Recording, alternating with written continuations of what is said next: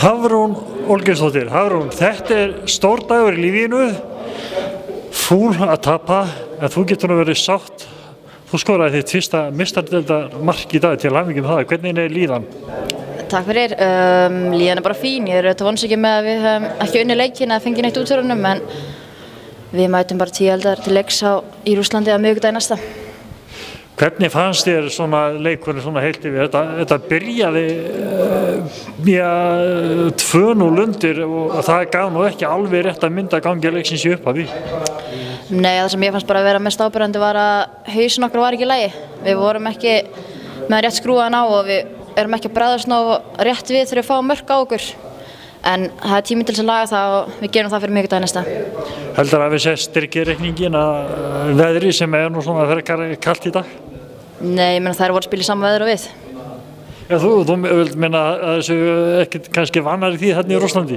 Nei, við búum í Íslandi, það er ekkert eitthvað beinut ormeður hérna. En það þýðir ekki að hengja haus við, þetta er ekkert búið, það er útileikun eftir og fyrst að það er gátt og útvöldi, þá getið þið gert það líka? Algjörlega, það er bara hálfleikur í einvíginu, það er nóg eftir. Þannig að þú ert klár? Ég er klár. Til hamingju og gangi ykkur vel úti. Takk fyrir það, ekkert. Jóhann Kristinn Gunnarsson. Jói, nú ert þú búinn að stýra Þór KA í þínum fyrsta meistaradeildarleik. Tap. Hvernig líðan eftir þennan leik? Það er hundlegilegt að tapa bara, alveg eins og öllum öðrum leikjum og hérna, sérstaklega kannski að því að manni fannst svona að manni fannst þetta eiga að vera, við eiga bara séns, miklu meiri séns í þetta heldur en við sýndum, þá verður maður svona, þegar maður stendur sig ekki nógu vel sjálfur, þá verður maður pirraður við sjálfan sig og það er bara þannig. Við lendum 2-0 undir í fyrri hálfleik en samt hafði maður á tilfinningun allan tíman að Þór KA var í ekkert síðara lið, heldur sterkari við eitthvað var. Já, en svo bara hvernig ætlar að mæla það, við mælum það bara með leikjum og þeir vinna því að þeir gera færri mistök og við gerum fleiri mistök, þess vegna vinnum við ekki, þess vegna skorum við ekki meira og við gefum þeim, við bara gefum þeim þessi mörk, það er klaufalegt til okkur, við látum bara teima okkur úr stöðum og erum klaufar, náum ekki að hreinsa og koma boltanum frá. Þannig að þær eru betri í þessum leik því að þær getur færri mistökum við. Og það er náttúrulega, og þau kostuðu okkur þessi 2 mörk? Já, algjörlega og mjög klaufalegt því að fyrir utan kannski svona 2-3 atvik í seinni hálfleiknum þá eru þær í sjálfu sér aldrei að fara að bæta við hérna í seinni hálfleik og þetta náttúrulega verður þarna í restina þegar við förum að yfirgefa svolítið svona herstöðarna tilbaka og þá eiga þær svona sína sénsa þarna og Viki bjargar okkur rosalega vel og slá inn einu sinni þannig að en þá bara fer leikurinn fram og þeir eru allir heilmikið, þá gerist það oft.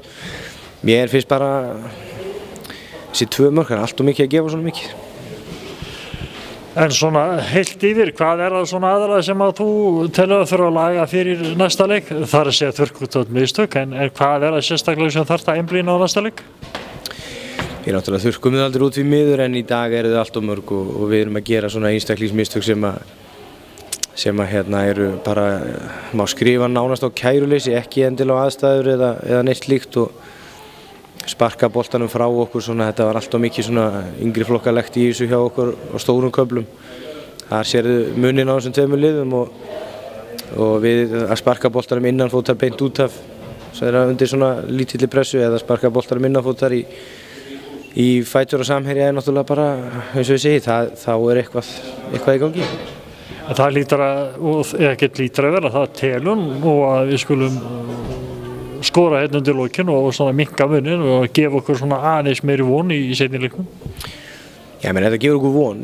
2-0 hefði bara verið svona nánast vonlaus staða þannig séð en samt ekki, ég meina við finnst þetta vera bara rosalega svona mér finnst það í hvaða landi sem er og hvernig sem er þá getum við skorað 2 mörk á þetta lið sko og finnst eiginlega bara mjög undarlegt að við höfum ekki skorað fyrir í restina. En það er svona, við erum klaufar, við gefum frá okkur boltan, við erum að eiga lélegar sendingar á síðasta þriðjungi og við erum ekki að koma okkur nógu upp og vera nógu hættulegar. En það er fá þessa séns að sína eru bara rólegur yfir og klára það bara.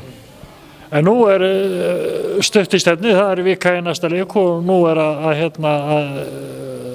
gera eins og Hafrún Olgeirsdóttir segir, nú þarf að skrúa hausinn rétt á og vera tilbúin í næsta verkefni út í Rússlandi. Já, það bara hálfleikur, það bara eins og við vorum að tala í klefa, það hálfleikur í þessu, staðan 2-1 og hérna, ef við verðum að fara út á völl núna í seinni hálfleikinn þá værum við búin að tala þannig í klefa að við ætlum að næsta mark skipti öllu máli.